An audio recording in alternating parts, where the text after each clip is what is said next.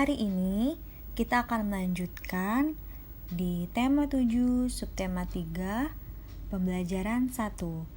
Sekarang kita sudah memasuki subtema 3.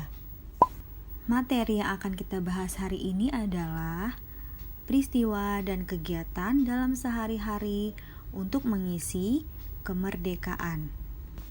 Perhatikan gambar yang tertera. Gambar tersebut merupakan salah satu kegiatan atau peristiwa positif untuk mengisi kemerdekaan. Gambar yang pertama, misalnya itu adalah gambar giat belajar. Contohnya dalam giat belajar itu kita menjadi juara kelas ataupun nasional. Yang kedua ada contoh gambar pembangunan. Pembangunan itu biasanya membangun sekolah-sekolah, membangun gedung-gedung. Yang ketiga ada gambar olahraga. Contohnya itu seperti mengikuti turnamen atau lomba antar sekolah atau nasional. Dan yang keempat yaitu budaya. Contohnya yang dapat kita ambil yaitu mempelajari kebudayaan daerah dan melestarikannya. Nah, sekarang kakak tanya, sekarang kegiatan mana yang sudah kalian lakukan untuk mengisi kemerdekaan? Anak-anak, kalian pernah tidak melewati peristiwa yang begitu penting atau bersejarah bagi hidup kalian? Contohnya seperti merayakan ulang tahun, merayakan hari-hari yang memang sangat bermakna bagi kalian.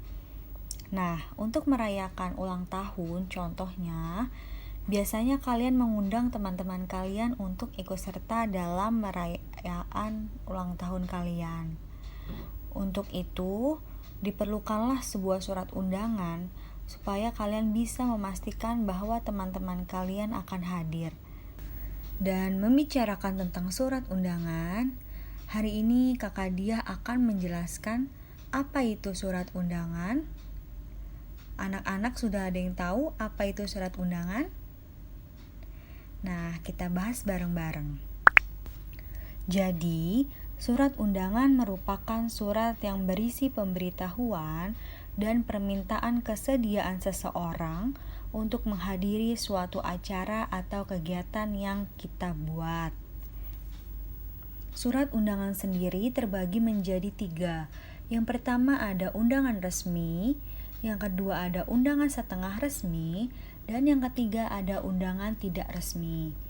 Sekarang kita bahas satu persatu pengertian dari undangan resmi, undangan setengah resmi, dan undangan tidak resmi.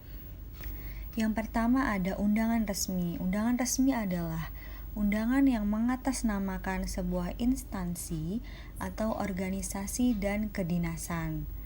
Yang kedua, undangan setengah resmi. Undangan setengah resmi adalah undangan yang mengatasnamakan perorangan yang ditujukan ke perorangan maupun instansi atau organisasi. Dan yang ketiga adalah undangan tidak resmi. Undangan tidak resmi adalah undangan yang mengatasnamakan perorangan yang ditunjukkan kepada perorangan untuk kepentingan perorangan. Yang pertama yang Kakak Diah akan jelaskan adalah surat undangan resmi. Jadi di surat undangan resmi, sebagaimana yang tertera di gambar tersebut, di bagian paling atas itu adalah kepala surat. Biasanya kepala surat ini berisikan identitas lembaga yang menulis surat tersebut. Biasanya juga disertai dengan logo lembaga, alamat, nomor telepon dari lembaga resmi tersebut. Bahkan juga ada lembaga yang menyertakan alamat email di dalam kepala surat tersebut. Terus yang kedua ada nama dan alamat tujuan. Terus yang ketiga ada pembukaan surat. Biasanya itu kata-katanya itu dengan hormat atau selamat pagi. Dan kemudian bawahnya ada isi surat.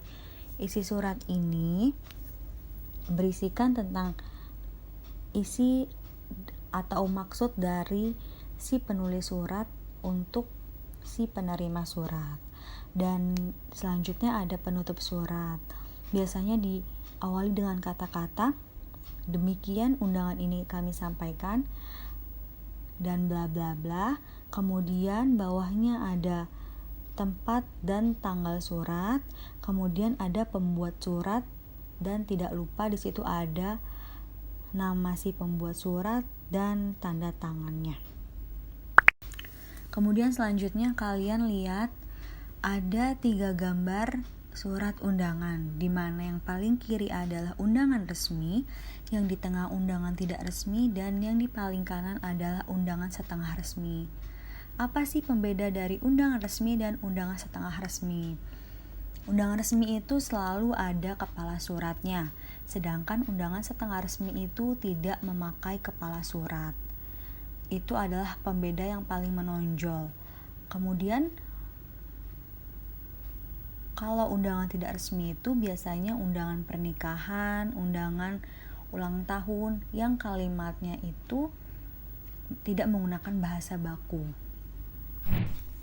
Demikian materi hari ini tentang surat undangan. Apabila ada salah kata atau kurang tepat dalam penyampaiannya, mohon dimaafkan. Terima kasih atas waktunya. Wassalamualaikum warahmatullahi wabarakatuh.